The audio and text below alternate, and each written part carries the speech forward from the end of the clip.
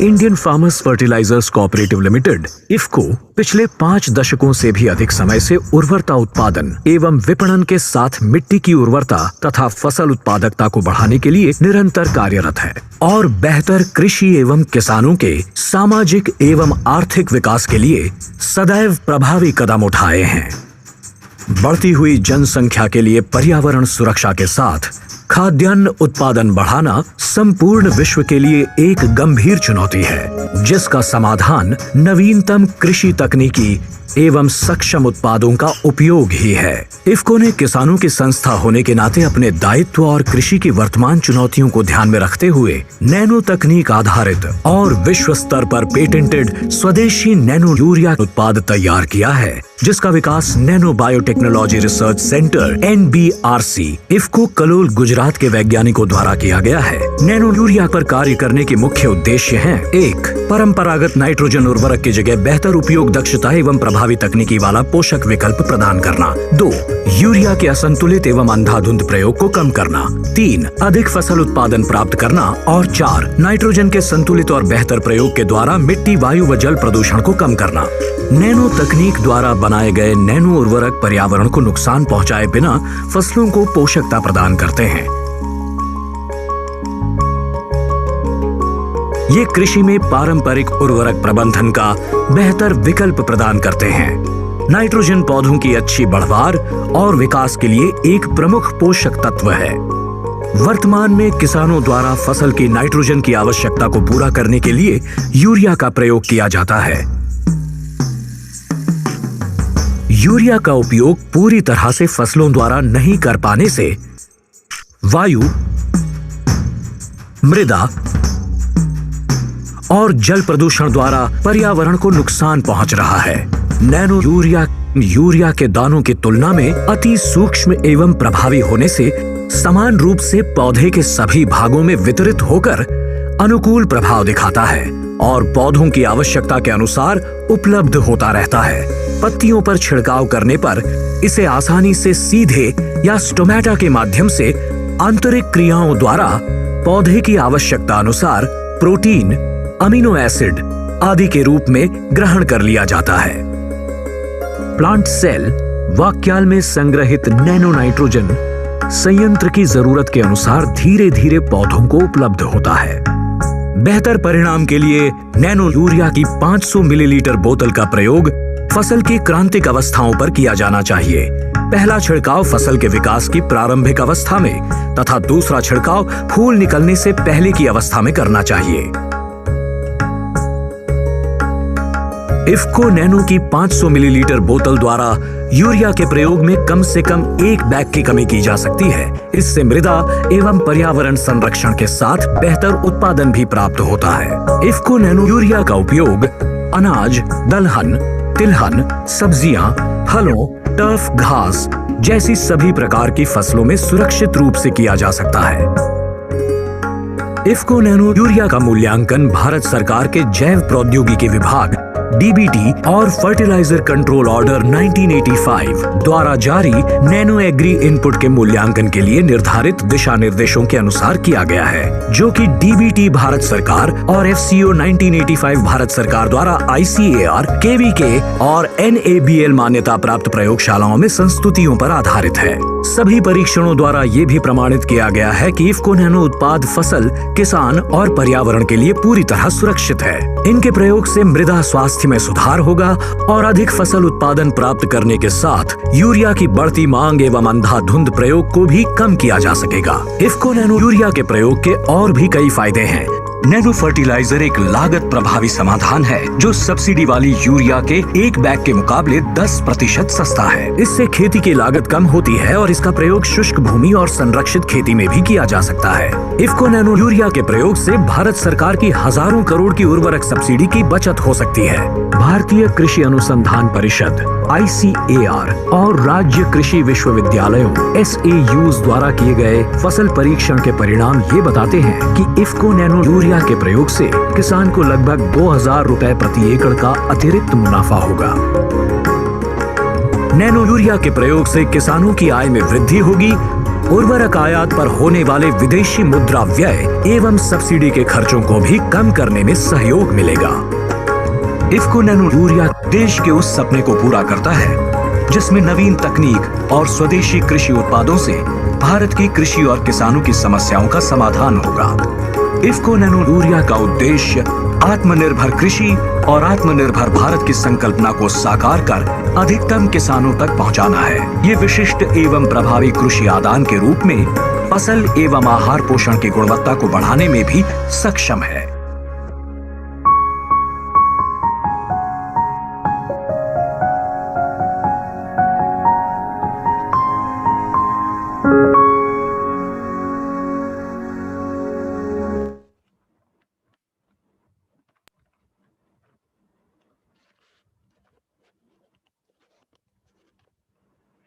नमस्कार सभी को सर। एमकेडी साहब, वीसी साहब, रलिया साहब, सभी को नमस्कार सर। एमकेडी साहब म्यूट हैं अनुपम। नमस्कार साहब सभी लोगों को। सर नमस्ते। वीसी साहब भी नमस्कार। वीसी साहब भी म्यूट हैं, अनुपम जी अनम्यूट कर दें। सर नमस्कार। नमस्कार सबको नमस्कार। नमस्कार जी जी सर। सर हम 10:50 पे कार्यक्रम लाइव हो गया था और किसान भाइयों को वीडियो फिल्म दिखा रहे थे। अच्छा, अब हम कार्यक्रम शुरू करते हैं सर। ठीक है। जी सर। हाँ, हमारे आज के कार्यक्रम के वीडियो अच्छा, ठीक है। जी सर। हमारा आज के इस कार्यक्रम के मुख्य अतिथि माननीय प्रोफेसर हरेंद्र कुमार जी।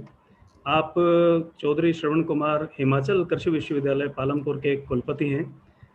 ये बहुत ही प्रतिष्ठित विश्वविद्यालय है और हिमाचल के कृषि विकास में इस विश्वविद्यालय ने बहुत योगदान दिया है। बहुत सी अच्छी किस्में हिमाचल के किसान भाइयों के लिए इस विश्वविद्यालय ने विकसित की हैं। हमारे आदरणीय श्री योगेंद्र कुमार जी जो हमारे इफ्को के विपणन निदेशक हैं, आपकी देखरेख में ही पूरे देश में हर किसान तक, हर सहकारी समिति तक, गांव-गांव तक हम उर्वरक पहुंचा पाते हैं। और इस वर्ष आपके मार्गदर्शन में इफ्को द्वारा 1,35,00,000 टन से भी ज़्यादा उर्वरक किसानों भाइयों तक पहुंचाया गया, जिससे खेती में और हमारे खेती में और उनके आय में वृद्धि हो। हमारे बीच में डॉक्टर रमेश रलिया जी हैं जो इफ्को में महाप्रबंधक हैं शोध एवं विकास। आप वाशिंगटन विश्वविद्यालय सेंट लुइस के विजिटिंग प्रोफेसर भी हैं और आप ही के द्वारा नैनो उर्वरकों की शोध की गई है और पूरे विश्व में इसे बनाने वाले आप प्रथम वैज्ञानिक हैं जिन्होंने खेती में नैनो उर्वरक तकनीक का उपयोग किया है। आप सभी का सर इस कार्यक्रम में मैं स्वागत करता हूं। इनके अलावा इफ्को नई दिल्ली और विभिन्न राज्यों से जुड़े हमारे अधिकारी साथी, हमारी सहयोगी संस्थाएं इफ्को बाजार, इफ्को एमसी, आईएफएफडीसी के साथी, इफ्को आईटी टीम जो इस कार्यक्रम को सफल बनाने में लगी हुई है। इनके अलावा उर्वरकों में और कृषि में रुचि रखने वाले विभिन्न हमारे वैज्ञानिक, शोधकर्ता और छात्र जो इस कार्यक्रम से जुड़े हैं, कृषि और सहकारी विभाग, हिमाचल प्रदेश और अन्य स्थानों से जुड़े सभी साथी, और इन सबसे बढ़कर हिमाचल ही नहीं अपितु देश के कोने कोने से जुड़े सभी किसान भाइयों, आप सभी का इस कार्यक्रम में विनम्र स्वागत है। आज हम जो इस कार्यक्रम को किया है, इफ्को द्वारा ये कार्यक्रम किया जा रहा है। हमारे सभी किसान भाई जैसा जानते हैं, इफ्को एक सहकारी संस्था है। सहकारी संस्था होने के नाते एक हमारा सिद्धांत है, सभी सहकारी समितियों का सिद्धांत संस्थाओं का रहता है कि एक सबके लिए, सब एक के लिए।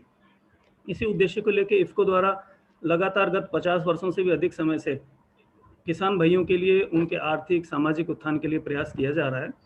इस तहत हमने हमारा उर्वरक का उत्पादन भी बढ़ाया। इसके अलावा खेती में काम आने वाली अन्य उर्वरक, अन्य जैव उर्वरक, खेतीबाड़ी की दवाइयाँ, किसान भाइयों के हित के लिए जो कुछ संभव होता है वो लगातार हम कर रहे हैं।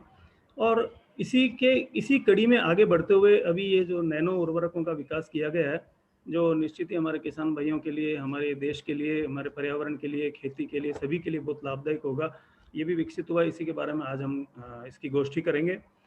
हमारे जो क्षेत्रीय अधिकारी हैं हर जिले में लगभग, जो वो लगातार किसान भाइयों से संपर्क में रहते हैं, भौतिक रूप से उनसे संपर्क करते हैं, मिलते हैं, मिलके बैठक करते हैं और उनको कृषि से संबंधित नई नई तकनीकों की जानकारी देते रहते हैं ताकि हमारे किसान भाई उसका लाभ उठाकर अपना लाभ बढ़ाएं, खेती में उत्पादन बढ़ाएं। लेकिन कोरोना महामारी की वजह से किसान भाइयों, जैसा आप जानते हैं कि भौतिक संपर्क नहीं हो पा रहा था, तो हमने हमारे विपणन निदेशक योगेंद्र कुमार जी के मार्गदर्शन में ये वर्चुअल माध्यम से मीटिंग्स किसानों के साथ लगातार शुरू की हैं और उससे किसान भाइयों ने काफ़ी उत्साह भी दिखाया है और उसका वो लाभ भी ले रहे हैं। तो आज का जैसे मैंने बताया कि यही उद्देश्य है कि किसानों को उनका लाभ, उनका उत्पादन बढ़ाने हेतु नए कृषि तकनीक की जानकारी दी जाए। इसके तहत मैं सबसे पहले हमारे बीच में डॉक्टर रमेश रलिया साहब हैं, वो हमें जानकारी देंगे नैनो के बारे में। और एक चीज़ मैं और कहना चाहूँगा, जो भी लोग जुड़े हुए हैं, साथी जुड़े हुए हैं, वो अपनी जिज्ञासा और जो प्रश्न हैं वो चैट बॉक्स में लिखते रहें। यथा समय पे या कार्यक्रम के समापन पे से पहले सभी सवालों का जवाब आपको संतोषपूर्वक दिया जाएगा। मैं डॉक्टर रमेश रलिया को आमंत्रित करूं, उससे पहले मैं संक्षेप में उनके बारे में थोड़ी जानकारी हमारे सभी साथियों को देना चाहूँगा। आप राजस्थान के जोधपुर ज़िले से एक छोटा-सा गाँव से किसान परिवार से चले हैं। मैं इसलिए इतनी बता रहा हूँ कि राजस्थान का जोधपुर ज़िला जो है वो एक रेगिस्तान का शुष्क पार्ट माना जाता है। वहाँ पर खेती और पानी दोनों की उतनी वो नहीं है जहाँ जितना हमारा सिंचित क्षेत्र में होता है। उसके बावजूद भी तमाम कमियाँ और संघर्ष के बावजूद डॉक्टर रमेश रलिया जी ने अपना उद्देश्य यही बनाया कि कैसे मैं खेती को और तकनीक को और आगे बढ़ाऊँ ताकि सभी किसानों को फ़ायदा हो। आपने काजरी से शोध उपाधि ली है और आप टिकाऊ खेती हेतु नैनो तकनीक आधारित उर्वरकों के निर्माण पर शोध कर रहे हैं। आपने लगभग 100% उपयोग दक्षता वाले उर्वरकों का विकास किया है। इतनी कम उम्र में आपके नाम 70 से अधिक शोध पत्र हैं, 3 किताबें आपने लिखी हैं और आपके नाम 10 पेटेंट हैं और आप कई अंतर्राष्ट्रीय सोसाइटीज़ के सदस्य हैं। डॉक्टर रमेश रलिया जी के नाम कई अंतर्राष्ट्रीय अवार्ड भी हैं, जैसे institute of chemical engineering UK द्वारा ग्लोबल बायोटेक्नोलॉजी फाइनलिस्ट अवार्ड और वाशिंगटन विश्वविद्यालय द्वारा आपको पेटेंट अवार्ड 2020 दिया गया है। और मैं जानता हूं कि मानता हूं कि अभी तो ये शुरुआत मात्र है, आगे भी देश और इफ्को का इसी तरह से आप नाम रोशन करते रहेंगे। डॉक्टर रमेश रलिया जी, आप हमारे अटेंडीज को कृपया संबोधित करें और जानकारी दें। Thank you, Sudhir Manji, for your kind introduction. Honorable Vice Chancellor साहब, Honorable Marketing Director sir, and SMM साहब, and सारे किसान भाई और किसान परिजन जो इस वर्चुअल माध्यम से जुड़े हुए हैं, सभी को इफ्को की तरफ से मेरा नमस्कार एवं प्रणाम। मैं आज नैनो यूरिया के बारे में आपसे एक जानकारी साझा करने के लिए आपके समक्ष उपस्थित हूँ। एक मैं प्रेजेंटेशन शेयर करूंगा जिसमें हम नैनो यूरिया के बारे में जानकारी हासिल करेंगे। किसान भाइयों एवं सभी लोग जो जुड़े हैं, आप सभी को मेरा नमस्कार पुनः। और नैनो यूरिया जो इफ्को का नया उत्पाद है, ये नैनो टेक्नोलॉजी बेस्ड फर्टिलाइजर है। And nano technology based fertiliser की जब हम बात करते हैं तो हम इस आकार की, इस संरचना के बारे में अध्ययन करते हैं कि जिनका आकार 1 से 100 नैनोमीटर के बीच में हो। जब किसी स्ट्रक्चर को हम 1 से 100 नैनोमीटर के आकार में ढाल देते हैं तो उनको जो हम नैनो पार्टिकल्स कहते हैं, उन नैनो पार्टिकल्स का सरफेस प्रॉपर्टीज, उनका फिजिको केमिकल प्रॉपर्टीज होता है, वह साधारण पार्टिकल्स जो बल्क पार्टिकल्स होते हैं या आयनिक स्टेज के पार्टिकल्स होते हैं, उनसे डिफरेंट होता है। तो हम आज इस प्रेजेंटेशन में देखेंगे कि जब हम यूरिया को नैनो पार्टिकल्स के रूप में बना देते हैं तो किस प्रकार वो पौधे के द्वारा नाइट्रोजन यूज एफिशिएंसी को बढ़ा सकता है, या हमारे क्रॉप के प्रोडक्शन में किस प्रकार इम्पैक्ट करता है, या एनवायरनमेंट के लिए किस प्रकार से बेनिफिशियल है, तो उसके बारे में हम जानकारी हासिल करेंगे। क्योंकि आज हम हिमाचल प्रदेश के फार्मर्स के साथ बात कर रहे हैं, तो हिमाचल प्रदेश कृषि की दृष्टि से ही नहीं, विभिन्न प्रकार की दृष्टि से भारत का एक बहुत ही महत्वपूर्ण राज्य है, जिसमें हम विभिन्न प्रकार की फसलें उगाते हैं, चाहे वो मिलेट्स हो, चाहे सीरियल्स हो, चाहे लेग्यूम्स हो, वेजिटेबल्स हो, या फ्रूट्स हो, या स्पाइसेस क्रॉप्स हो। डियर फार्मर्स, जब हम चाहे कोई भी क्रॉप उगाएं, चाहे हम किचन गार्डन में उगाएं, चाहे पोर्ट में उगाएं, चाहे फार्मर्स फील्ड में उगाएं, किसी भी क्रॉप को उगाने के लिए हमें नाइट्रोजन की आवश्यकता होती है, नाइट्रोजन फर्टिलाइजर की आवश्यकता होती है। और किसी भी प्रकार के पौधे को उगाएं तो उसके संतुलित विकास एवं वृद्धि के लिए लगभग 14 से 17 प्रकार के पोषक तत्वों की आवश्यकता नेसेसरी रूप में प्लांट को होती है उसके डेवलपमेंट एवं ग्रोथ के लिए। इन सब में सबसे अधिक जिस न्यूट्रिएंट की पौधे को आवश्यकता होती है वह है nitrogen, that is required by the plants 1.5% on an average, because उसका ड्राई वेट कंटेंट होता है सारे प्लांट्स का, यदि हम एवरेज निकाल के देखें तो।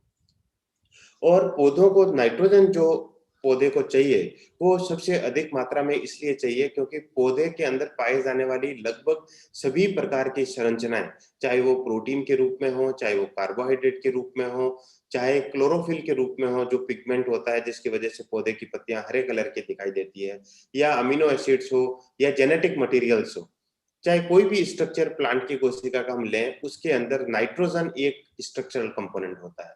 और जब नाइट्रोजन स्ट्रक्चरल कंपोनेंट के रूप में आवश्यक है, तो जैसे ही नाइट्रोजन की कमी होती है तो पौधे के अंदर डेवलपमेंटल डेफिशिएंसी हम देखने को मिलती है।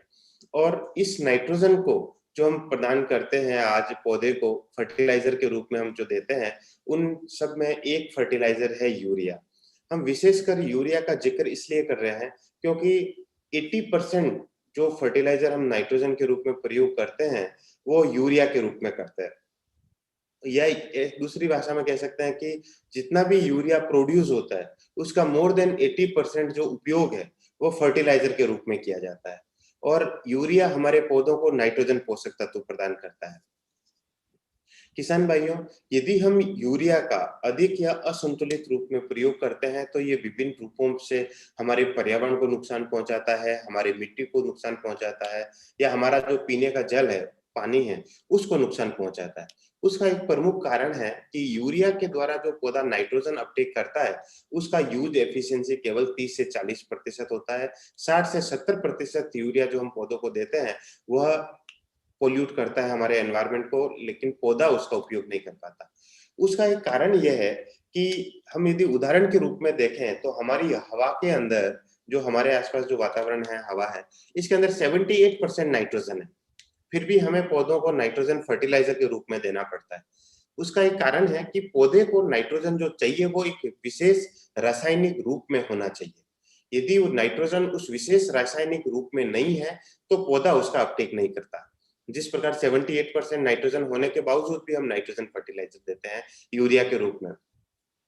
तो जब हम यूरिया के दानों को पौधे के अंकुरण होने के बाद जब ब्रॉडकास्ट करते हैं, तो ब्रॉडकास्ट करने के बाद ये दाने जब लिक्विड फॉर्म में कन्वर्ट हो जाते हैं विद इन फ्यू मिनट्स में, और उसके बाद पौधा अपनी जड़ों के द्वारा इसको अपटेक करता है। तो ये जो प्रक्रिया है, इस दौरान जब तक पौधा 30 से 40% अपटेक करता है, रिमेनिंग पूरा जो 60 to 70% यूरिया है ये दूसरे फॉर्म में कन्वर्ट हो जाता है। जैसे कि एक बहुत कॉमन फॉर्म है इसकी nitrous oxide. Nitrous oxide gas के रूप में ये यूरिया का बहुत बड़ा भाग परिवर्तित हो जाता है। और नाइट्रस ऑक्साइड एक प्रकार की ग्रीन हाउस गैस है, और हम सब जानते हैं कि green house gas global warming में कंट्रीब्यूट करती है, जिससे हमारी धरती का तापमान बढ़ रहा है, और इवेंचुअली उससे जो एक इम्पैक्ट आता है जिसे हम कहते हैं क्लाइमेट चेंज इम्पैक्ट्स, वो उसके लिए ये कंट्रीब्यूट करता है। और या अमोनिया इमिशन से होते हैं, जैसे कि वायु प्रदूषण के सूचकांक, जिसे हम नॉक्स प्रदूषण कहते हैं कि नॉक्स का कितना कंट्रीब्यूशन है, वो इससे कंट्रीब्यूट होता है। इसके अलावा है मिट्टी प्रदूषण। यदि ये हमारी मिट्टी में अधिक मात्रा में रहता है तो हमारे मिट्टी के पीएच को परिवर्तित कर देता है और पीएच को एसिडिक बना देता है। यदि हमारे पौधे की जड़ के आसपास की जो मिट्टी है, यदि उसका पीएच परिवर्तित हो जाता है तो पौधे के द्वारा जो दूसरे आवश्यक पोषक तत्व ग्रहण करने होते हैं पौधे को, पौधा उसको भी ग्रहण नहीं कर पाता, क्योंकि ज्यादातर जो न्यूट्रिएंट्स राइजोस्फीयर में होते हैं या जड़ के आसपास होते हैं वो पीएच से लिंक होते हैं कि पीएच कितनी है सॉइल के अंदर, उसके हिसाब से उनका अपटेक एफिशिएंसी भी इन्फ्लुएंस करता है। या पानी के अंदर यदि ये लीच हो जाता है तो या तो ये यूट्रोफिकेशन कोज करता है स्टेगनेंट वाटर के अंदर, या फिर ये पानी के अंदर नाइट्रेट की मात्रा को बढ़ा देता है। और यदि पानी के अंदर अधिक नाइट्रेट की मात्रा है तो यदि उसको ड्रिंक करते हैं तो उससे ब्लू बेबी सिंड्रोम होने की संभावना रहती है।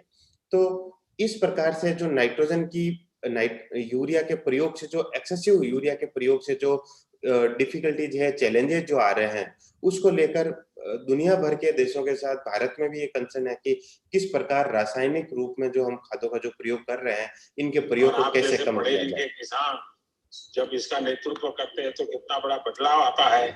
लेकिन क्या आप किसानों को समझाएंगे कि हमें हमारी धरती माता को भी बचाना है? जिस प्रकार से हम आंख बंद करके अनाप शनाप यूरिया का उपयोग करते हैं, पूरी धरती माता हमारी तबाह हो गई है। तो हमारे किसान, कम से कम आपके जो 1100-1200 किसान, वो ये तय कर सकते हैं कि अभी अगर वो 5 थैली यूरिया लेते हैं तो आगे से 3 थैली में ही चलाएंगे। अभी वो 6 थैली लेते हैं तो आगे से 4 थैली में ही चलाएंगे। कम से कम 2 थैली कम करेंगे। ऐसा आप किसानों को वचन लेकर के आगे बढ़ा सकते हैं। देखिए बहुत फायदा, उसका पैसा बचेगा, ये हमारी धरती माता बचेगी और किसान का, बच्चों का भविष्य उज्जवल हो जाएगा। तो किसान भाइयों, यहाँ पर जो प्रधानमंत्री जी जिस बात को कह रहे हैं, जिसके लिए अपील कर रहे हैं, उसके पीछे जो मंशा है कि किस प्रकार हम जो इससे होने वाले जो पोल्यूशंस हैं, चाहे वो सॉइल का हो, एयर का हो, चाहे प्लांट का जो न्यूट्रिशनल डेफिशिएंसी हो, इनको कैसे कम किया जा सके। और इसी को यदि हम साइंटिस्ट की लैंग्वेज में कन्वर्ट करें तो ये है कि ये चैलेंज होता है कि किस प्रकार हम फर्टिलाइजर का यूज एफिशिएंसी को बढ़ाएं, जिससे कि यदि हम यूज एफिशिएंसी को बढ़ाएं तो हमें वॉल्यूम के रूप में, मास वॉल्यूम के रूप में जो हम फर्टिलाइजर प्रयोग कर रहे हैं उसको कम करना पड़ेगा। क्योंकि आज हम अधिक मात्रा में इसलिए दे रहे हैं क्योंकि जो यूज एफिशिएंसी वो 30 to 40% है। तो इसी को ध्यान में रखते हुए ये न केवल भारत की समस्या बट ये वैश्विक समस्या भी है। तो इन सभी चीजों को ध्यान में रखते हुए इफ्को ने नैनो बायोटेक्नोलॉजी रिसर्च सेंटर की स्थापना की। इस नैनो बायोटेक्नोलॉजी रिसर्च सेंटर के अंदर हम कृषि की वर्तमान की जो चुनौतियां हैं वह और भविष्य में आने वाली कृषि की चुनौतियां, चाहे वह जलवायु परिवर्तन से आ रही हो, चाहे ग्लोबल वार्मिंग से आ रही हो, चाहे जो टाइम के साथ रिसोर्स लिमिटेशन हो रहे हैं, चाहे वो न्यू फर्टिलाइजर से रिलेटेड हो, या चाहे इंक्रीजिंग फूड डिमांड है या न्यूट्रिशनल फूड डिमांड है उसको, या माइक्रो न्यूट्रिएंट डेफिशिएंसी जो फूड के अंदर हो रही है, इस तरीके की जो फ्यूचर की भी जो चैलेंजेस एग्रीकल्चर से रिलेटेड है उनके ऊपर रिसर्च एवं डेवलपमेंट के लिए इस R&D सेंटर के अंदर उसके एक्टिविटीज होती है। रिसर्च करते हैं हम लोग कि इस प्रकार की नई टेक्निक और उसके प्रोडक्ट्स के बारे में डेवलपमेंट कर सके, रिसर्च कर सके। और उसी का एक उत्पाद है IFFCO nano urea. IFFCO nano urea liquid जो बनाया गया है, ये नैनो टेक्नोलॉजी की सहायता से बनाया गया है और इसके 2 मेजर एम थे। 1 कि किस प्रकार हम जो मास वॉल्यूम में जो फर्टिलाइजर प्रयोग कर रहे हैं उसको कम किया जा सके, और दूसरा इसके उपयोग क्षमता को बढ़ाया जा सके। पौधे के द्वारा जो उपयोग नाइट्रोजन यूज एफिशिएंसी है उसको बढ़ाया जा सके, और दूसरा हमारा जो प्रोडक्शन होता है, क्रॉप प्रोडक्टिविटी है, उसके ऊपर कोई नेगेटिव इम्पैक्ट नहीं हो, क्रॉप प्रोडक्टिविटी बेटर हो, और एनवायरमेंटल इम्पैक्ट्स जो हो रहे हैं केमिकल फर्टिलाइजर के उपयोग करने से उनको मिनिमाइज किया जा सके। तो ये इफ्को नैनो यूरिया इन सारे एम्स को, ऑब्जेक्टिव्स को फुलफिल करता है। और जहां तक हम नैनोमीटर की बात करते हैं, हम नैनो जो सफिक्स की बात करते हैं, ये इसके अंदर जैसे मैंने बताया कि हम ऐसे पार्टिकल्स का स्टडी करते हैं जिनका आकार 1 से 100 नैनोमीटर के बीच में हो। लेकिन यदि हम 1 नैनोमीटर की बात करें तो 1 नैनोमीटर हमारी जो 1 मीटर की स्केल होती है जिसको हम प्रयोग करते हैं साधारणतया सभी लोगों ने प्रयोग किया है, तो 1 मीटर की स्केल को हम यदि 1 अरब छोटे-छोटे टुकड़ों में तोड़ दें, 1 बिलियन छोटे-छोटे टुकड़ों में तोड़ दें, तो उसका जो एक पार्ट होता है वह 1 नैनोमीटर होता है। तो जब हम इतने छोटे कण बना देते हैं तो ये प्लांट के अंदर उसकी यूज एफिशिएंसी को कैसे बढ़ाता है उसके बारे में हम देखते हैं। यदि हम स्ट्रक्चर की बात करें कि नैनो यूरिया कैसे दिखता है या कैसा होता है, तो बेसिकली यदि आप देखें कि एक तरफ इस स्लाइड के ऊपर आप देख रहे हैं जो साधारण यूरिया हम लोग जो दानेदार यूरिया जो प्रयोग कर रहे हैं वह है, और जिसका टिपिकली जो आकार होता है, जो कण का जो मॉर्फोलॉजी है वो स्पेरिकल, और उसका जो आकार 1 से 3 मिलीमीटर का होता है। दूसरी तरफ हम यदि नैनो यूरिया की बात करें तो नैनो यूरिया कण का जो एवरेज साइज है that is about 32 nanometre, 32 nanometre जो फिजिकल साइज की बात करें।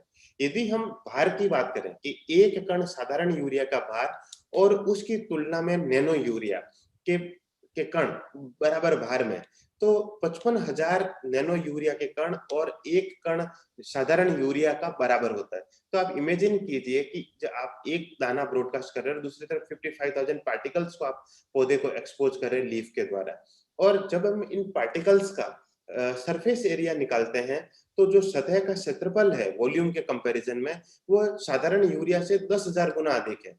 तो व्हेन पार्टिकल्स का सरफेस एरिया अधिक है, उसका surface reactivity, surface bio interactions जब हम प्लांट को देंगे तो वो अधिक होगा। दूसरा, पौधा जो अपटेक करता है, one side plant Uptake in its ionic form, another side in nano urea plant uptake in its particle form, and then it provide nitrogen in its available form to the plants inside the plant cell.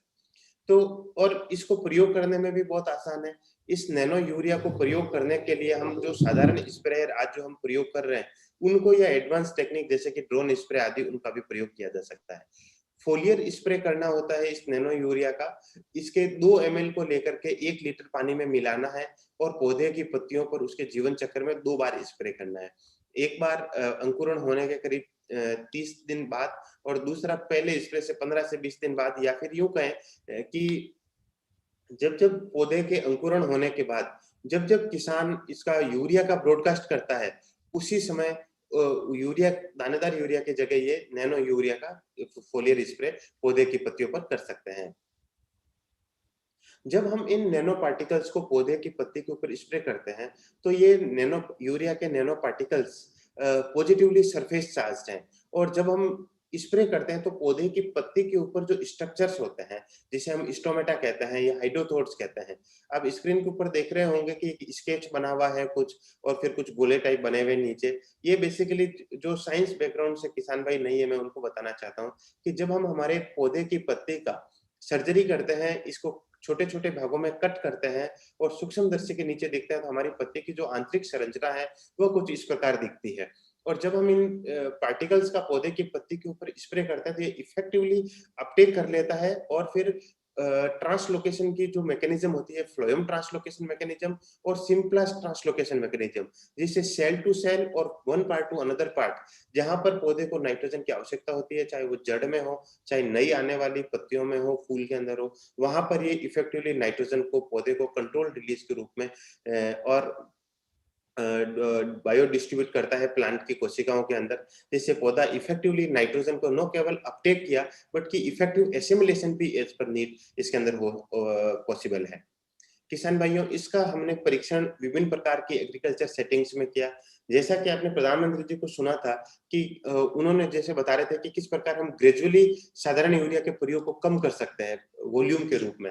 तो हमने एक वो भी experiment किया जिसमें हमने देखा कि एक तरफ हमने 100% यूरिया का प्रयोग किया, दूसरी तरफ हमने 50% साधारण यूरिया का प्रयोग कम किया और उसकी जगह हमने नैनो यूरिया के 2 स्प्रे किए। और हमने ये पाया कि जैसा कि आप फोटो में देख रहे हैं कि दोनों ट्रीटमेंट के अंदर आपको मॉर्फोलॉजी के हिसाब से पिक्चर में कुछ डिफरेंट नहीं लग रहा होगा, लेकिन आप जैसे इसको क्लोजली एग्जामिन करते हैं इंडिविजुअल प्लांट्स को, तो आप देखेंगे कि प्लांट्स के अंदर जो नंबर ऑफ टीलर्स हैं, जो इसकी ब्रांचेज है, शाखाएं हैं, वह भी अधिक है। फिर दूसरा इसका स्पाइक का लेंथ, और स्पाइक के अंदर जो दाने हैं वो दानों की संख्या, और फिर इसका 1000 ग्रेन वेट, जिसे हम साइंस एग्रीकल्चर साइंस की भाषा में उसको टेस्ट वेट कहते हैं, 1000 ग्रेन टेस्ट वेट और 1000 ग्रेन वेट, वह भी अधिक था। और इसके अलावा जब हमने इस दानों का जो न्यूट्रिशनल वैल्यू निकाला, उसका टेस्टिंग कराया, तो वो भी बेहतर पोषण होता है, चाहे प्रोटीन हो, कार्बोहाइड्रेट हो, फाइबर से मिनरल्स के रूप में। उसका एक टेबल हम आगे भी देखेंगे। तो इस प्रकार न केवल हम नैनो यूरिया के प्रयोग से साधारण यूरिया का जो मास वॉल्यूम के रूप में प्रयोग करते हैं, उसके उपयोग में हम मास वॉल्यूम में कमी ला करके हम पौष्टिक अनाज को और हमारे प्रोडक्टिविटी को इंक्रीज कर सकते हैं। किसान भाइयों, इसको पूरे भारत में विभिन्न प्रकार की फसलों के अंदर इसका प्रयोग किया गया, चाहे वह चावल की फसल हो, धान की फसल हो, गेहूं की फसल हो, वेजिटेबल्स हो, इंडोर एग्रीकल्चर हो, आउटडोर एग्रीकल्चर हो, फ्लोरिकल्चर हो, या short duration long duration crops हो, सारे टाइप के क्रॉप्स के अंदर इसका परीक्षण किया गया और ऐसा पाया गया है कि जिन जिन क्रॉप के अंदर और लगभग सभी प्रकार की फसलों के अंदर नाइट्रोजन की आवश्यकता होती है, और उनके अंदर हम यदि इसका स्प्रे कर रहे हैं तो हम बेहतर परिणाम प्राप्त कर सकते हैं। एक उदाहरण मैं यह शेयर करना चाहूंगा, वो एक स्पेशल एक्सपेरिमेंट्स 2 इयर्स ट्रायल थी, वो केवी के रामपुरा, केवी के रेवाड़ी के अंदर, और यहाँ पर हरियाणा के अंदर ये ट्रायल थी। और इस ट्रायल की खास बात यह है कि इसके अंदर ऑर्गेनिक फार्मिंग के अंदर नैनो का प्रयोग किया गया। आप देख रहे हैं कि एक तरफ T1 है और दूसरी तरफ T2 है। जो T1 है वो बेसिकली ट्रीटमेंट 1, जिसके अंदर हम कन्वेंशनल जो केमिकल फर्टिलाइजर प्रैक्टिस होती है उसको प्रैक्टिस किया गया, और दूसरी तरफ नैनो यूरिया का प्रयोग किया गया ऑर्गेनिक फार्मिंग की प्रैक्टिस के साथ, जैसे कि उसके अंदर कंपोस्ट डाला गया, बायो फर्टिलाइजर डाला गया, एक बायो स्टिमुलेंट सिप्का का है सागरिका करके ग्रेनुलर एंड लिक्विड, उसका प्रयोग किया गया, और नैनो यूरिया, नैनो नाइट्रोजन के रूप में और जिंक के रूप में इसका नैनो का स्प्रे किया गया। और ऐसा पाया कि न केवल उससे प्लांट की फिनोलॉजी बेटर होती है, like in terms of plant height है या इफेक्टिव टिलर्स है, बल्कि उसका जो यील्ड है वह भी बेटर मिला और उसका स्टोर यील्ड भी बेटर मिला हमको, और इवेंचुअली फार्मर्स को जो रिटर्न ऑफ इन्वेस्टमेंट है इनपुट कॉस्ट के कंपैरिजन में, वह भी बेहतर मिला।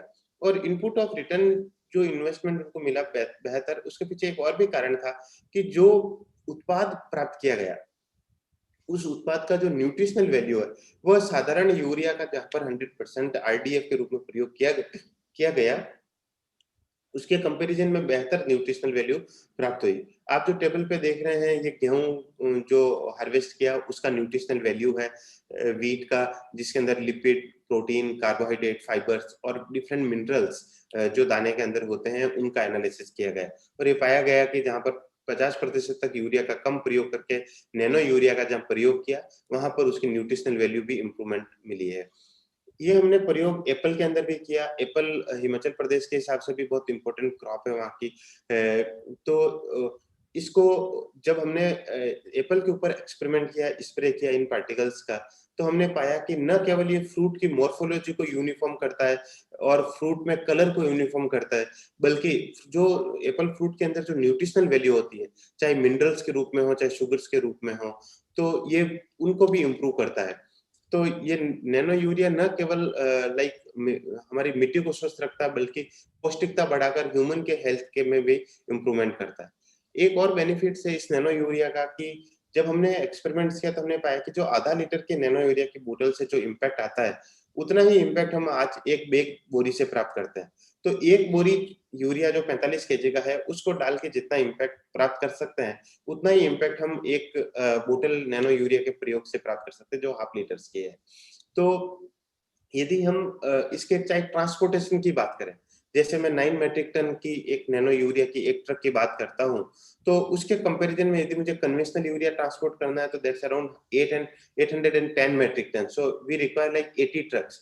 So we require transportation of 80 trucks that will input in terms of the fuel, in terms of logistic costs, जो ट्रांसपोर्टेशन का कॉस्ट है, जो स्टोरेज का जो स्पेस है, और जो सड़क पर व्हीकल जब इतने ट्रक्स चलेंगे तो उनका जो एनवायरमेंटल पर्सपेक्टिव से जो एनालिसिस है, यदि हम देखें तो ये नैनो यूरिया न केवल एग्रीकल्चर और प्लांट रेस्पॉन्स के हिसाब से बेनिफिशियल है, बल्कि भंडारण, परिवहन और पर्यावरण के स्वास्थ्य के हिसाब से भी ये बहुत बेनिफिशियल है।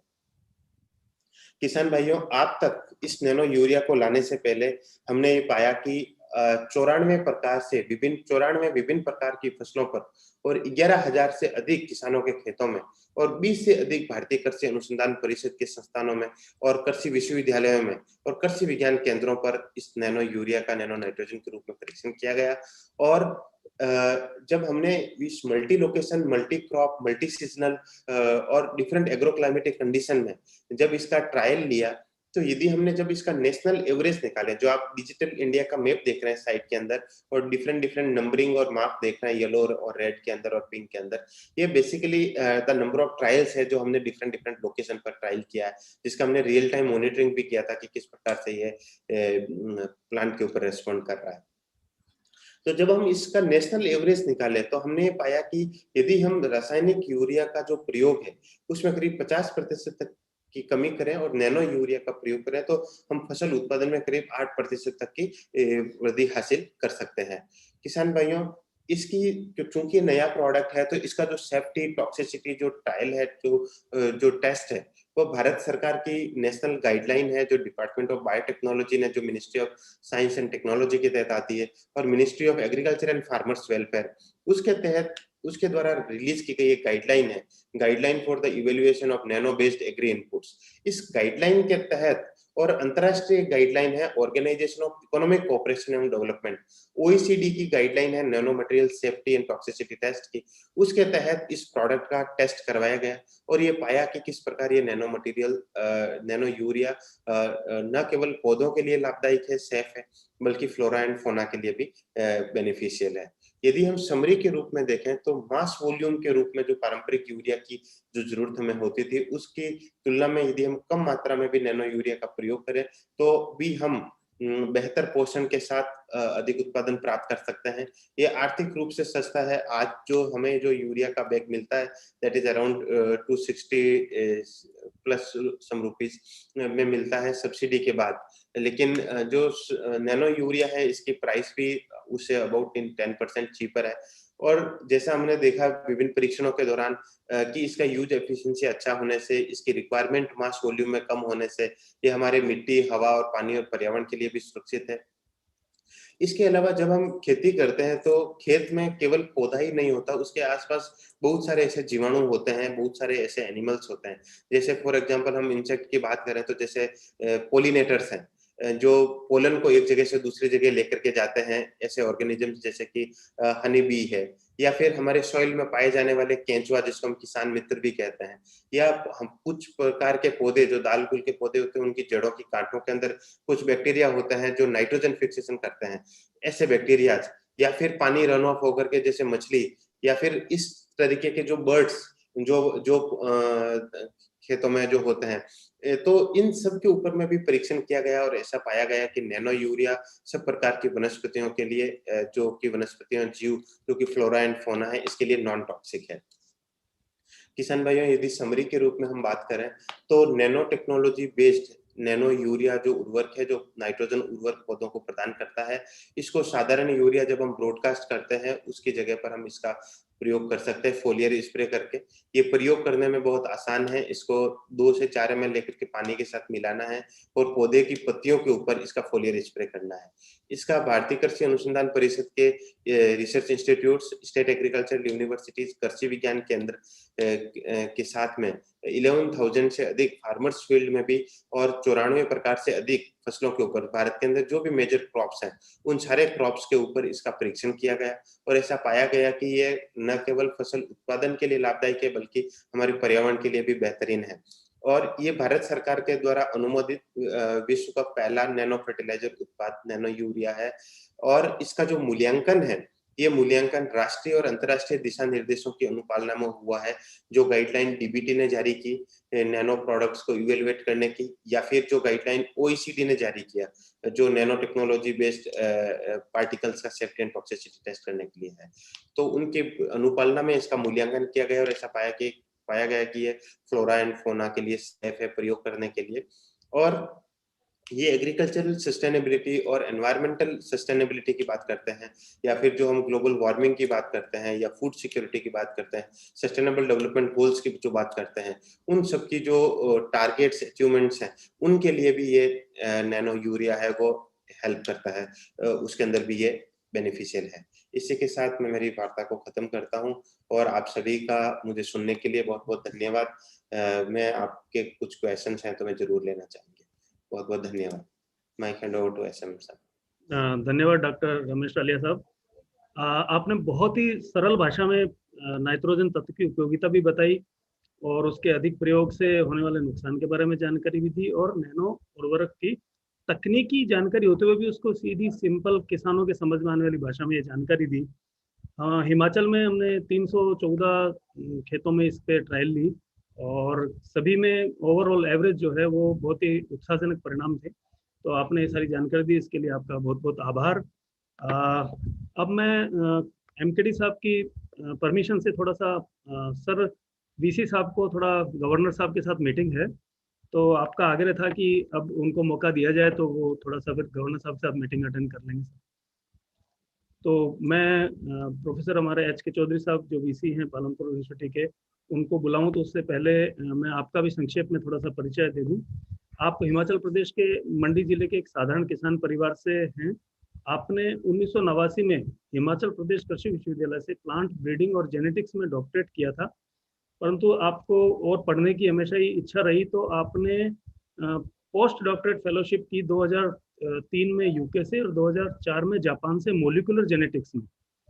आप क्रोमोसोम इंजीनियरिंग और मॉलिक्यूलर ब्रीडिंग का आपको 31 सालों का विशाल अनुभव है। आपको सर 20 महत्वपूर्ण फसल किस्मों के विकास और उसको रिलीज का श्रेय भी जाता है। आपने हिमाचल के लिए पहली शीतकालीन गेहूं किस्म सप्तधारा और डबल एप्लॉयड किस्म हिम प्रथम को विकसित किया है। आपके 22 रिसर्च प्रोजेक्ट जिसमें 4 इंटरनेशनल प्रोजेक्ट भी थे वो हैंडल किए हैं।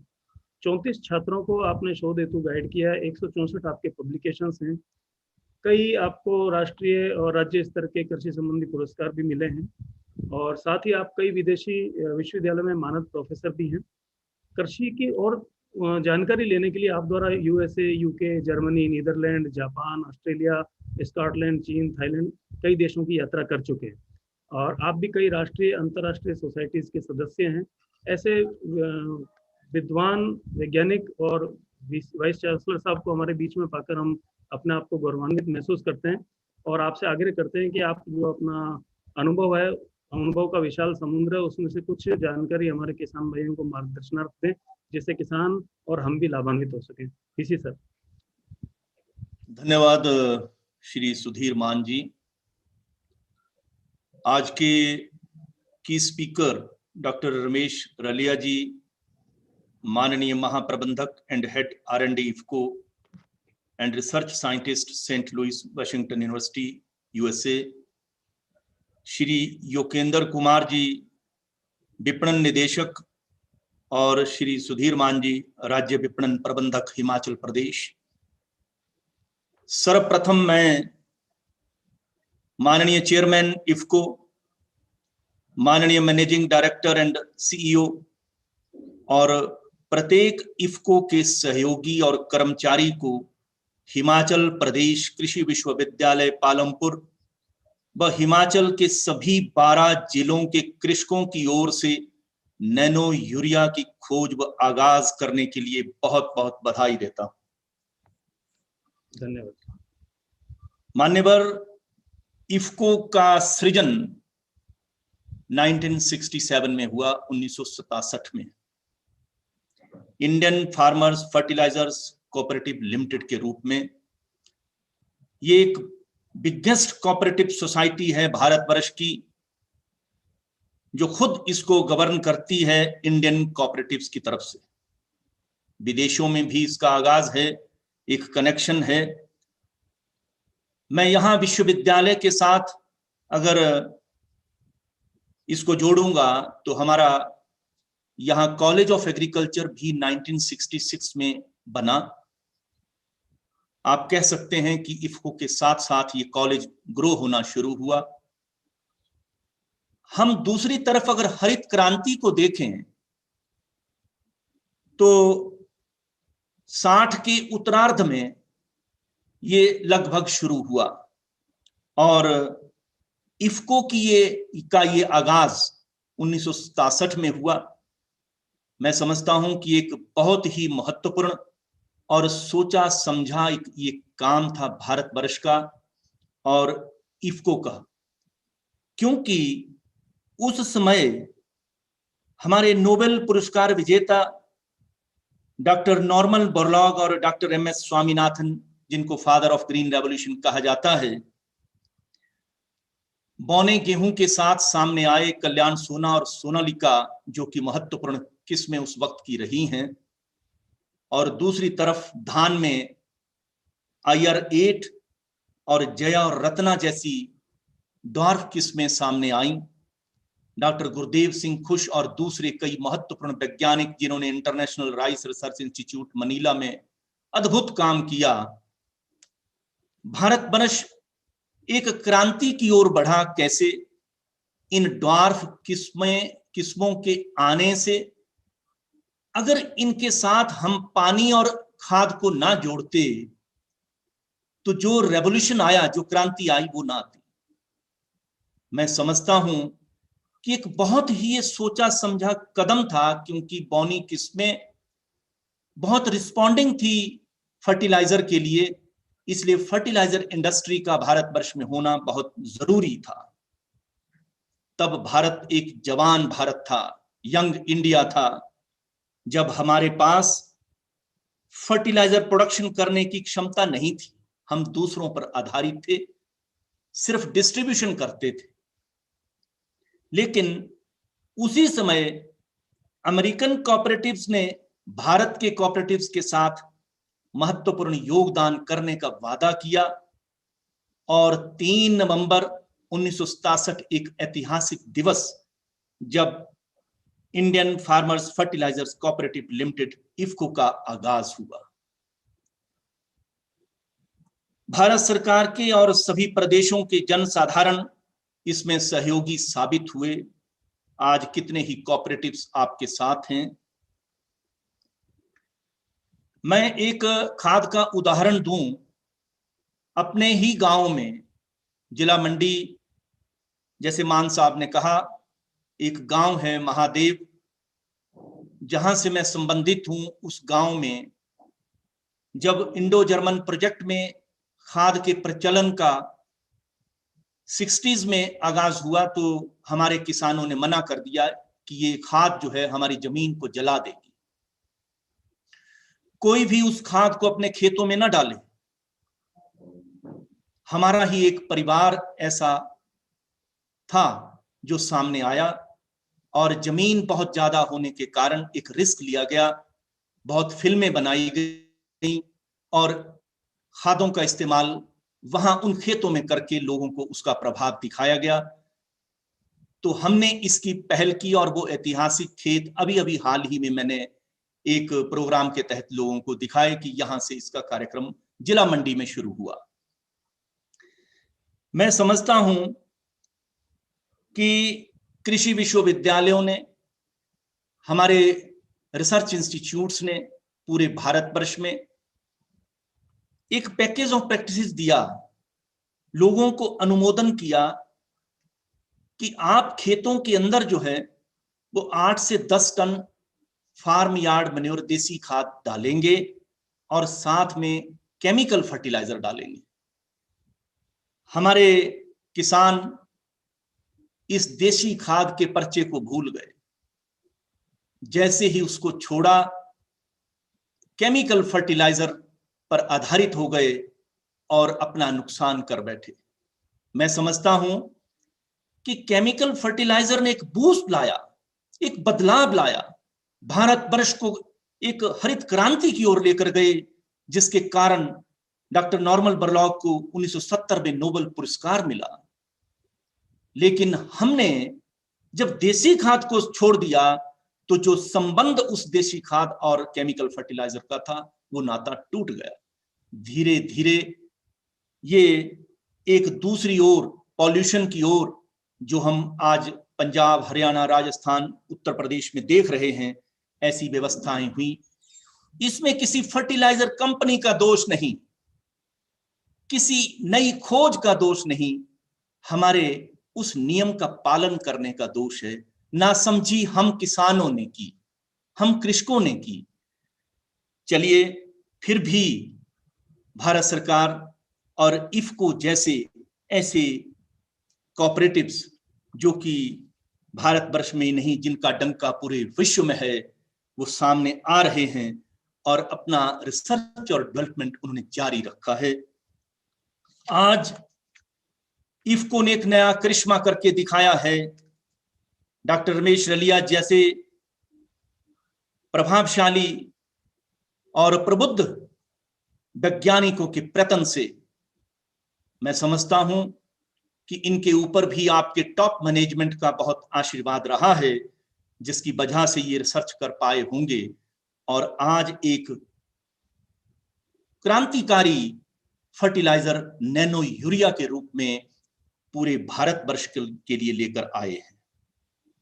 ये सही मायने में डॉक्टर रलिया जी, आपने बहुत ही अच्छा कहा कि कितने ही फायदे इस यूरिया के होंगे। हम किसानों को अगर, जैसे आपने बहुत ही सरल भाषा में इनको समझाया, मुझे लगता है हमारे हिमाचल के किसानों को भी ये बात समझ आ गई होगी कि सबसे बड़ी बात, जैसे हमारे यहाँ कबायली क्षेत्र हैं, ट्राइबल एरिया है, ड्राई टेम्परेट जोन है, वेट टेम्परेट जोन है, हमें तो फर्टिलाइजर ट्रांसपोर्ट करना ही मुश्किल हो जाता है, वहां तक फर्टिलाइजर पहुंचाना मुश्किल होता है। आपके इस नैनो यूरिया ने सारी दुविधा दूर कर दी।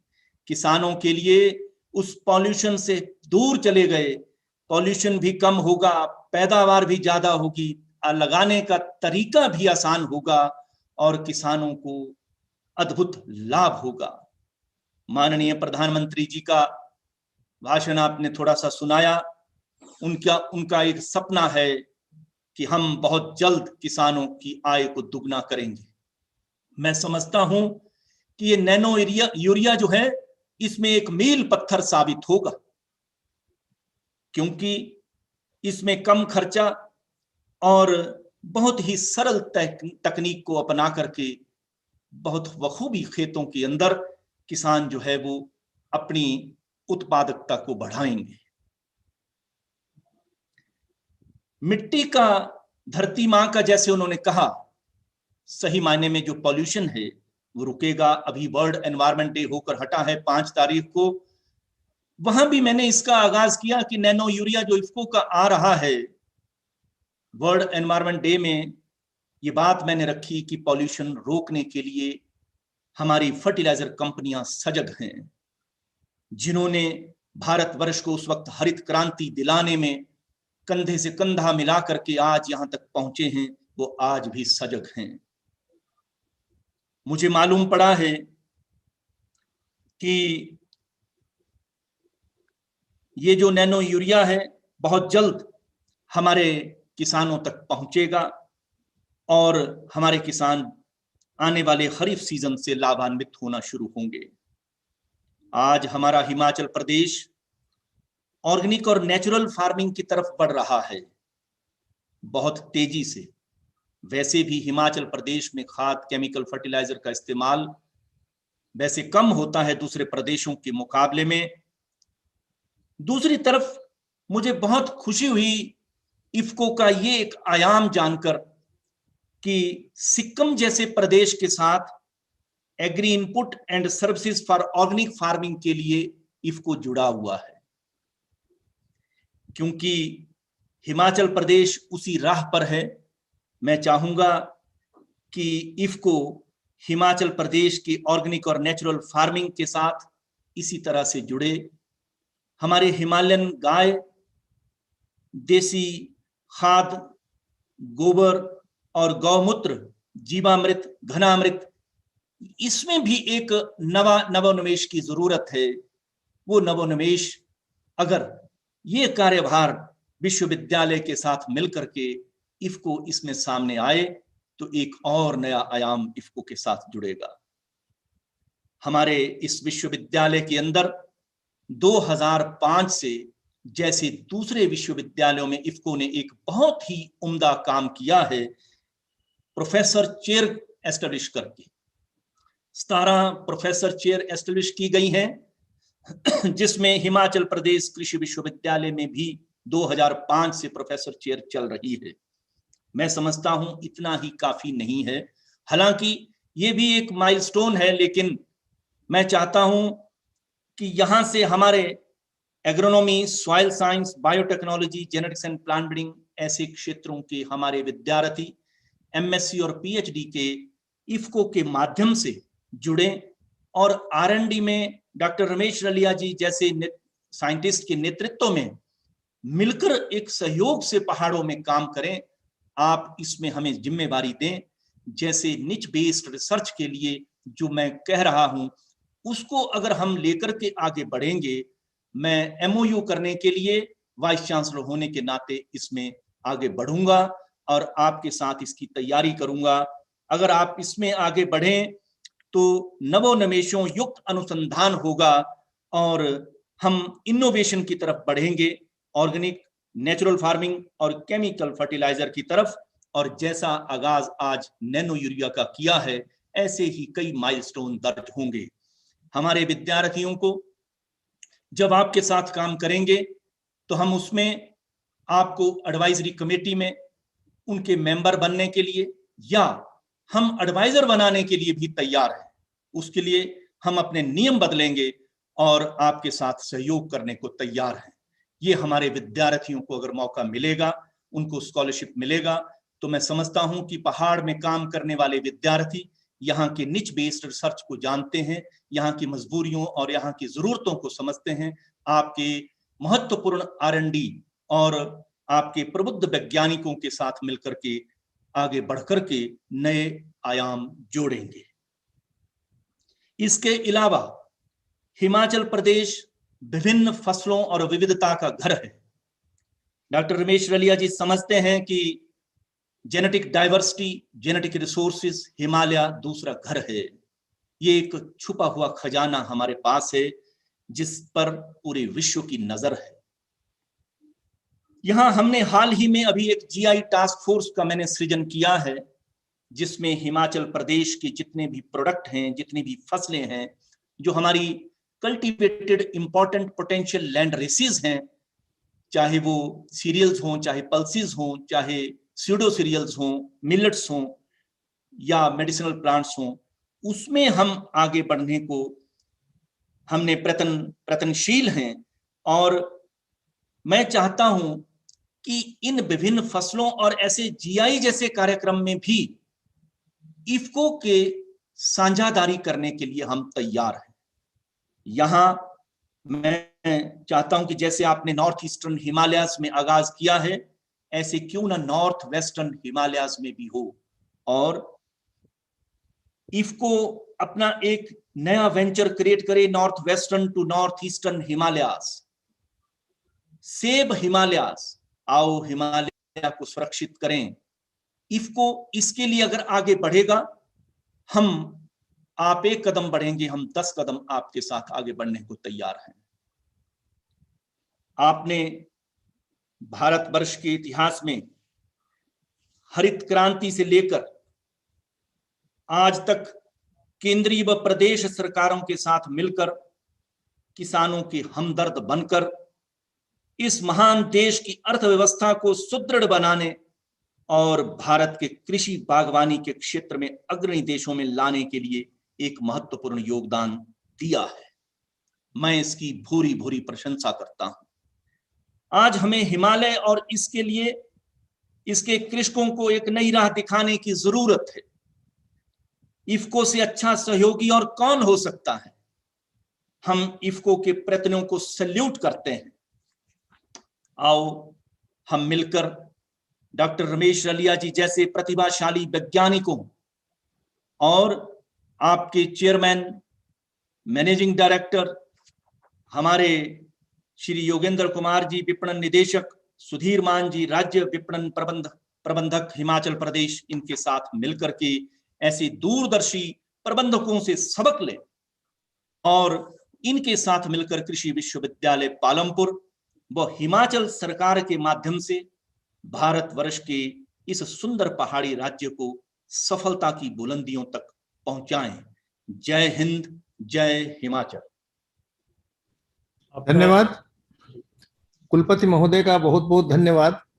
जितना प्रभावशाली व्यक्तित्व है उतनी ही प्रभावशाली वाणी है, और एक बहुत ही उत्तम उद्बोधन, बहुत ही प्रेरक और कई इफको के लिए चुनौतियों से भरा हुआ। और जो आपने कहा है, निश्चित रूप से हम आपके सभी कामों में सहयोग देने के लिए तैयार हैं। इसके पहले भी हम एक बार पालमपुर गए थे और पालमपुर में उस समय जो वाइस चांसलर साहब थे उनसे मुलाकात हुई थी, हमारे प्रबंध निदेशक महोदय भी थे। ये मौका था गोल्डन जुबली कार्यक्रम का। उस समय हम लोगों का वहाँ पे कार्यक्रम था, तो हमने यूनिवर्सिटी में बातचीत की थी। लेकिन ये बात सही है, कुछ उस समय चीजें निश्चित की गई जिनको कि हम नहीं कर पाए, इसके लिए हमें खेद भी है। लेकिन अभी जैसा आपने कहा, इन सब चीजों को करने में कोई मुझे दिक्कत नहीं लगती। ये सुधीर मान जी जो नए हमारे स्टेट मार्केटिंग मैनेजर हैं, बहुत ही ऊर्जावान हैं और बहुत ही अच्छा काम करने वाले व्यक्ति हैं। निश्चित रूप से जो जो चीजें आपने कही हैं उनको हम पूर्ण रूप से उसके लिए सहमत हैं। ऑर्गेनिक ट्रायल्स में मैं भी एक ट्रायल किया है रेवाड़ी ने परंपरागत कृषि विकास योजना के अंतर्गत। उसमें नैनो यूरिया को भी लिया है, नैनो जिंक को भी लिया है, नैनो कॉपर को भी, सब चीजों को लिया था उन्होंने। और ये सोच करके लिया था, अभी डॉक्टर आलिया ने बताया कि इसमें 4% का नाइट्रोजन का सोल्यूशन है, तो एक आधा लीटर में 20 ग्राम है और 20 ग्राम में से 86% न्यूट्रिएंट यूज इफिशिएंसी है, यानी 3 ग्राम बचता है 1 एकड़ की जमीन में, 3 ग्राम से कमी। और उस मात्रा को नगण्य मानते हुए उन्होंने इसको ऑर्गेनिक ट्रायल में इंक्लूड किया था। अगर आप इसमें कुछ सहभागिता करें तो मेरे ख्याल से ये बहुत उचित होगा। और जो पोषण की आवश्यकता है पर्वतीय क्षेत्रों में, उनको त्वरित गति से पूरा किया जा सकेगा।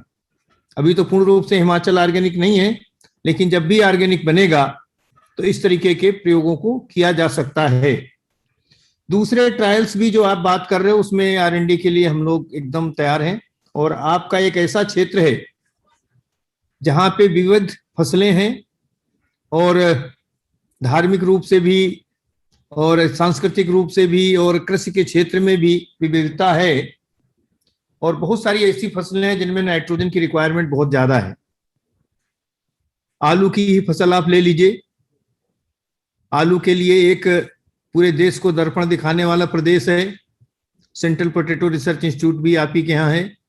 और सेव के मामले में कश्मीर से कम नहीं है, जैसा मैं मानता हूं। और सेव में इसका जो प्रयोग करने पे फायदा हुआ है, वो रिपोर्ट मैं चाहूंगा आपको शेयर करें। और उस रिपोर्ट से आपको लगेगा कि चाहे उसकी मोटाई हो, चाहे उसका वेट हो, चाहे उसकी लंबाई हो सेव की, और चाहे उसमें शुगर कंटेंट हो बढ़ा है, हर चीज में उसमें इंप्रूवमेंट हुआ है इसके प्रयोग से। इसके अतिरिक्त ऑर्गेनिक रेंज भी इस समय इफको के पास लगभग पूरी है। आप जो भी पोषक तत्व, बायो पेस्टिसाइड हैं, बायो फर्टिलाइजर्स हैं, बायो स्टिमुलेंट्स हैं, और उनके साथ में ये नैनो नाइट्रोजन की जो कॉम्पेटिबिलिटी है बहुत अच्छी है, जिसका प्रयोग करके हम हिमाचल प्रदेश के उत्पादन को आशातीत रूप से बढ़ा सकते हैं। अभी आपको कहीं बैठक में जाना है, मैं बहुत देर तक आपको नहीं रोकूंगा। मैं इसीलिए सुधीर मान धन्यवाद देने के करते तो मैंने सोचा मैं ही आपका धन्यवाद कर लेता हूं, और जो आपने मुझे कुछ चुनौती दी है उनके बारे में बात कर लेता हूं। मैं आपका बहुत बहुत शुक्रगुजार हूं, बहुत बहुत आभारी हूं। आपने इतना अच्छा वक्तव्य दिया जिससे किसान भी लाभान्वित होंगे, और उससे ज्यादा डॉक्टर रमेश रालिया सहित इफको का पूरा परिवार भी लाभान्वित होगा। ऐसा मेरा आपके प्रति मैं जो सम्मान पूर्वक की बात कहना चाहता हूं। और आगे इसी तरीके के संबंध हमारे बढ़ें, और जो किसानों के हित में हो, ऐसे प्रत्येक एमओयू के लिए हम लोग तैयार हैं। वैसे ICR से मेरा ब्रॉडर एमओयू है, लेकिन आप फिर भी एमओयू करना चाहेंगे तो उसमें कोई दिक्कत नहीं है। आप बना के मुझे भेज दें तो उसको हम आगे उस पर विचार करके कुछ संशोधन होगा तो करके आपको वापस भेजेंगे, फिर एमओयू भी करेंगे। Thank you very much. बहुत बहुत धन्यवाद श्री योगेंद्र जी। मैं सभी प्रबंधकों का और इनको डॉक्टर रमेश रालिया जी का बहुत आभारी हूं। आपके इफको से मैं बहुत प्रभावित हूं और हम मिलकर सहयोग से ये कार्य करेंगे। मैं अभी मुझे 9 माह हुए हैं कुलपति बने हुए, और मैं इस दिशा में बहुत तेजी से आगे बढ़ना चाह रहा हूं। जिस तरह से जितने भी प्रोग्राम मैं करता हूं वो किसानों के खेतों में कर रहा हूं। कृषि विज्ञान केंद्र की हमारी सभी मीटिंगें जो है वो किसानों के खेतों में हो रही हैं, चार दीवारी में नहीं। तो मैं क्योंकि गांव से जुड़ा हुआ व्यक्ति हूं, इसलिए किसानों के खेतों में ही जाकर के सारी चर्चा करना चाहता हूं। और मैं चाहता हूं कि सारे प्रबंधक और डॉक्टर साहब, डॉक्टर रमेश रालिया जी और दूसरे वैज्ञानिक हमारे विश्वविद्यालय में आए। हम आप सबका स्वागत करेंगे और यहाँ मिलकर जो जिस दिशा में हम बढ़ना चाहते हैं आपके सामने हम उस पटल पर रखेंगे, और एक पटल पर ही बैठकर एक पोर्टल के माध्यम से हम इस दिशा में आगे बढ़कर हिमालय में वही वेंचर क्रिएट करेंगे जिस तरह से आपने नॉर्थ ईस्टर्न हिमालयस में किया है। बहुत बहुत धन्यवाद। मुझे एक गवर्नर साहब की मीटिंग में जाना है। ठीक है, बिल्कुल sir. Thank you very much. इजाजत चाहता हूँ। बहुत बहुत धन्यवाद। Thank you very much. एक बार पुनः आभार सर। कार्यक्रम को आगे बढ़ाते हुए अब मैं हमारे माननीय विपणन निदेशक श्री योगेंद्र, अभी ऐसा है सुधीर मान जी, मैं तो जो बोलना था बोल लिया सर। अब उसमें कोई ज्यादा बचा नहीं है। अभी जो सवाल हैं उनकी जवाब डॉक्टर रमेश रालिया देंगे जी। और मैं अभी चूंकि 15 मिनट पहले ही प्रबंध निदेशक महोदय ने मुझे बुलाया था तो मैं बैठा हुआ था, तो मैं आपसे भी विदा लूंगा और किसान भाइयों से क्षमा मांगूंगा। आपके जो प्रश्न है उनके उत्तर डॉक्टर रमेश रालिया जी देंगे। ठीक है जी सर। जैसा श्री भुवनेश पठानिया जी से मैं आग्रह करूंगा कि वो जो सवाल हैं एक एक करके पूछते रहें। डॉक्टर रालिया साहब से आग्रह है कि वो उनका जवाब देते रहेंगे। श्री भुवनेश पठानिया। सर, पहला प्रश्न है, कि नैनो तरल यूरिया की एक बोतल का क्या प्राइस रहेगा और सोसाइटी का मार्जिन इस पे क्या होगा? 240 रुपए रहेगा इसका प्राइस, और सोसाइटी का मार्जिन जितना पहले यूरिया से रहता था उससे भी अधिक रहेगा, अराउंड 20%। सर दूसरा प्रश्न है, सेब में हम तरल यूरिया को किस प्रकार से इस्तेमाल कर सकते हैं? सेब में इसका 2 से 4 ml लेकर के पौधे की जो उम्र है उसके हिसाब से 2 से 4 ml लेकर के 1 लीटर पानी में मिलाना है और पौधे की पत्तियों के ऊपर स्प्रे करना है। और जब जब वो यूरिया डालते थे ब्रॉडकास्ट के लिए पौधे में, उसी समय ब्रॉडकास्ट यूरिया की जगह ये नैनो यूरिया का प्रयोग कर सकते हैं। अगला प्रश्न है, जब टमाटर फल अवस्था में हो तब भी इसका छिड़काव हम लोग कर सकते हैं? हाँ, बिल्कुल कर सकते हैं। क्या जैविक खेती में इसका इस्तेमाल किया जा सकता है? इसका जैविक खेती में इस्तेमाल किया गया है। मैंने एक एग्जांपल प्रेजेंटेशन के दौरान भी बताया था, जो कि कृषि विज्ञान के अंदर रेवाड़ी हरियाणा में इसका परीक्षण किया गया। लेकिन मैं ये बात स्पष्ट कर दूं कि इसका अभी तक ऑर्गेनिक सर्टिफिकेशन इस प्रोडक्ट का नहीं है, लेकिन क्योंकि इसका कॉन्सेंट्रेशन कम है, इसके अंदर केमिकल, इसके अंदर जो रॉ मटेरियल्स यूज किए गए इसको बनाने के अंदर वो सारे ऑर्गेनिक नेचर के हैं। इसी को ध्यान में रखते हुए राष्ट्रीय कृषि विकास परियोजना की जो केवीके के अंदर योजना चलती है उसके तहत रेवाड़ी में इसका परीक्षण किया गया वीट के ऊपर 2 इयर्स ट्रायल्स में, और बहुत ही बेनिफिशियल रहा है। अगला प्रश्न है, हिमाचल प्रदेश के किसानों के लिए ये कब उपलब्ध होगा? ये जल्दी उपलब्ध हो जाएगा किसानों को, करीब जुलाई फर्स्ट वीक से पहले ही उपलब्ध हो जाएगा। इट डिपेंड्स ऑन द वो लाइसेंस का जो फॉर्मेलिटीज है वो कंप्लीट हो जाए तो उसके बाद तुरंत रिक्वेजिशन आप भिजवा दीजिए स्टेट से, तुरंत भिजवा देंगे हिमाचल प्रदेश के किसानों के लिए। सर अगला प्रश्न है, क्या तरल यूरिया आने के बाद जो हमारा रासायनिक यूरिया ये इसका आना बंद हो जाएगा? नहीं, वो बंद नहीं होगा। ऐसा है कि हमारे देश के अंदर यूरिया की जितनी डिमांड है उससे भी कम प्रोडक्शन हो रहा है। आज हम यूरिया को इंपोर्ट भी करते हैं, तो वो यूरिया भी आता रहेगा। लेकिन ये जो साधारण यूरिया है आप ग्रेजुअली रूप से आप उसको प्रयोग में कम कीजिए, जैसे कि 50% आप साधारण यूरिया का प्रयोग कीजिए और उसकी जगह नैनो, रिमेनिंग 50% की जगह आप नैनो यूरिया का प्रयोग कीजिए, और that will be beneficial for farmers and environment के लिए भी बेनिफिशियल। सर नेक्स्ट क्वेश्चन है, क्या नैनो तरल यूरिया हाइड्रोपोनिक क्रॉप्स के लिए यूजफुल है? हाँ, हाइड्रोपोनिक क्रॉप्स के लिए इसको प्रयोग किया जा सकता है। सर नेक्स्ट क्वेश्चन है, क्या सूखाग्रस्त क्षेत्रों में इसके अच्छे परिणाम आएंगे? सूखाग्रस्त क्षेत्र में अच्छे परिणाम जरूर आएंगे। इसका एक रीजन और भी है कि जब भी हम पौधों को जड़ों के द्वारा जब हम खाद देते हैं तो पौधा जो अपटेक करता है न्यूट्रिएंट जड़ों के द्वारा वो पानी के अवशोषण के साथ करता है। तो जब यदि पानी की कमी होती है जमीन के अंदर तो पौधा इफेक्टिवली न्यूट्रिएंट अपटेक रूट के थ्रू नहीं कर पाता। तो इस नैनो यूरिया के केस में हम फोलियर स्प्रे कर रहे हैं, तो इसके अंदर तो केवल लीफ के द्वारा एब्जॉर्ब करना है तो बहुत इफेक्टिवली एब्जॉर्ब होगा, और उसमें वाटर स्ट्रेस का, जिसे हम कहते हैं एबायोटिक स्ट्रेस हो गया पौधे को, तो वो स्ट्रेस से इंडिपेंडेंट ये न्यूट्रिएंट अवेलेबल पौधे को करवाएगा। सर लास्ट क्वेश्चन है, क्या पॉली हाउस कल्टीवेशन में ड्रिप के माध्यम से इसका इस्तेमाल कर सकते हैं? ड्रिप से इसका इस्तेमाल न करें, क्योंकि जब भी हमारा जो उद्देश्य है इसको बनाने का वह है कि किस प्रकार हम न्यूट्रिएंट यूज एफिशिएंसी को बनाएं। तो यदि हम जमीन में इस नैनो यूरिया का प्रयोग करेंगे तो इसका जो यूज एफिशिएंसी है हमें साधारण यूरिया से तो अच्छा मिलेगा, लेकिन उतना नहीं मिलेगा जिस टारगेट के लिए इस प्रोडक्ट को बनाया गया है। तो इसलिए इसका बेहतर परिणाम प्राप्त करने के लिए फोलियर स्प्रे करें तो हमें बेहतर और अच्छे परिणाम प्राप्त होंगे। बस सर इतने ही प्रश्न चैट के माध्यम से आए थे। एक दो सवाल इधर मैं देख पा रहा हूँ।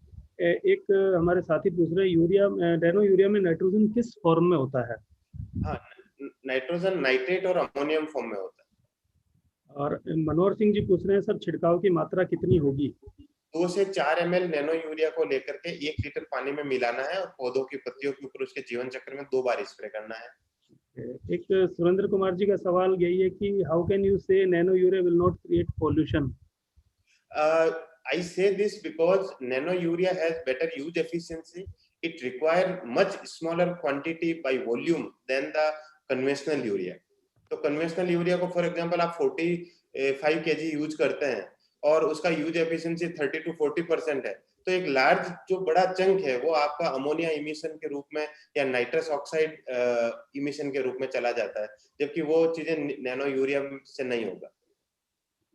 एक हमारे नूर आलम साहब पूछ रहे हैं टमाटर के लिए इसकी डोज क्या है, तो टमाटर क्या मेरे ख्याल से ये सभी फसलों के लिए एक कॉमन जवाब होगा, दे दें सर। हाँ, 2 to 4 ml लेकर के, डिपेंड्स ऑन प्लांट्स का size and nutrient profile of the soil, 2 to 4 ml लेकर के 1 लीटर पानी में मिलाकर आप पौधे की पत्तियों के ऊपर स्प्रे करें। एक साथी ने पूछा कि इसकी ज्यादा से ज्यादा डोज हम कितनी दे सकते हैं? हमें ज्यादा नहीं देना है, उसी को कम करने के लिए इस उत्पाद को बनाया गया है प्रिसीजन के लिए। आप ज्यादा से ज्यादा इसका 4 ml 1 लीटर में लेकर के प्रयोग कीजिए। हालांकि आप इसका उससे भी ज्यादा ले लेंगे तो कोई टॉक्सिसिटी नहीं आपको दिखेगा, लेकिन वो है जब हम ऑप्टिमाइजेशन की बात करते हैं, आपने मेरी स्लाइड के अंदर एक लीफ कलर चार्ट देखा होगा, तो लीफ कलर चार्ट में नाइट्रोजन ग्रीन डेफिशिएंसी से लगाकर ग्रीन सैचुरेशन तक आता है, तो उसके बीच में जो ऑप्टिमम वैल्यू है वही खाद हमें प्रयोग करना चाहिए, जिसे हम कहते हैं कि संतुलित मात्रा में हम खाद का प्रयोग करें। बिल्कुल सर, अपन ने ज्यादातर क्वेश्चन ले लिए हैं। 2-3 चीज मैं वैसे ही किसान भाइयों को बता दूं कि ये एक क्लियर माइंड रखें कि ये सभी फसलों के लिए उपयोगी है। जिस भी फसल में नाइट्रोजन की आवश्यकता है या हमारे किसान भाई यूरिया देते हैं, उस सभी में नैनो यूरिया काम का है। दूसरी चीज ध्यान रखने वाली बात ये है कि ये इसका इस तरह से विकसित किया गया है कि इसको पत्तियों पे छिड़काव के द्वारा देना है, तो अतः जो बेसल डोज बुआई के समय जो आप यूरिया देते हैं वो देते रहें। और तीसरी मुख्य रिकमेंडेशन यही दी गई है कि 50% यूरिया को हम इससे रिप्लेस करें। आगे रिसर्च और चलती रहेगी, जैसे जैसे परिणाम आएंगे और आप लोगों को उसके बारे में जानकारी दी जाती रहेगी। अब मैं हमारे भुवनेश पठानिया जी से आग्रह करूंगा कि वो सभी उपस्थित लोगों का धन्यवाद ज्ञापित करें। सर मैं लास्ट में एक क्वेश्चन था, लास्ट में अभी आया था। जरूर सर, क्या किसी भी पेस्टिसाइड के साथ इसका इस्तेमाल कर सकते हैं? इसको जो वाटर सोल्यूबल फर्टिलाइजर्स हैं या सागरिका है इफको का, उसके साथ मिक्स करके स्प्रे किया जा सकता है। बाकी जो ब्रॉडर लिस्ट है सारे पेस्टिसाइड्स और केमिकल्स के, हम लोग उसके साथ कॉम्पेटेबिलिटी, इसका स्टडी अभी ऑनगोइंग है, तो विद इन ए वीक हम सारे स्टेट ऑफिसर्स को, फील्ड ऑफिसर्स को बता देंगे कि किस किस प्रोडक्ट के साथ इसको मिक्स किया जा सकता है। एक क्वेश्चन मैंने भी अभी, जो इफको का जो सागरिका लिक्विड आता है उसके साथ आप इसको मिक्स कर सकते हैं और बेहतर परिणाम आपको मिलेगा। एक साथी का भी क्वेश्चन हो रहा है, क्या धूप में छिड़काव करने पर पौधों की पत्तियों पर प्रतिकूल प्रभाव पड़ सकता है, एडवर्स इफेक्ट?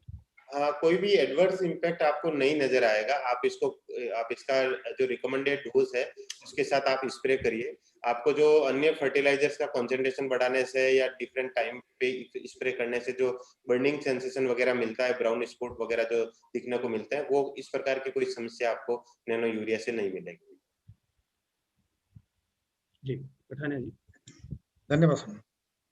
मैं इफको हिमाचल प्रदेश की ओर से धन्यवाद ज्ञापित करना चाहूंगा इस कार्यक्रम के मुख्य अतिथि कुलपति चौधरी श्रवण कुमार कृषि विश्वविद्यालय पालमपुर, आदरणीय प्रोफेसर हरिंदर कुमार चौधरी जी का, जिन्होंने आज अपने बहुमूल्य समय में से समय निकालकर हम सभी को अपने आशीष वचनों से अनुग्रहित किया। और साथ में मैं धन्यवाद करना चाहूंगा हमारे प्रेरणा स्रोत एवं इफको के विपणन निदेशक महोदय आदरणीय योगेंद्र कुमार जी का, जिन्होंने आज